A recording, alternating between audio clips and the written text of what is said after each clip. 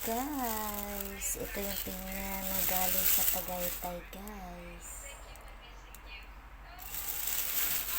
Ito guys, ang tatlo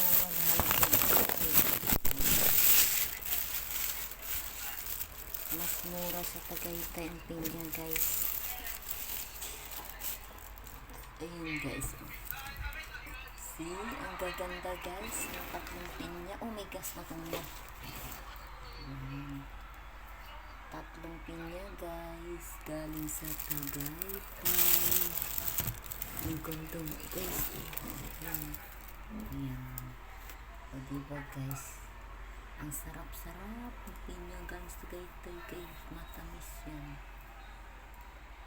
Then ito pa guys, dito guys sa kusina may papaya at patola. And then this one guys, the other one is hilaw na papaya. Yan guys, hinog na, galing yan sa bukid guys. Like and share, thank you for watching.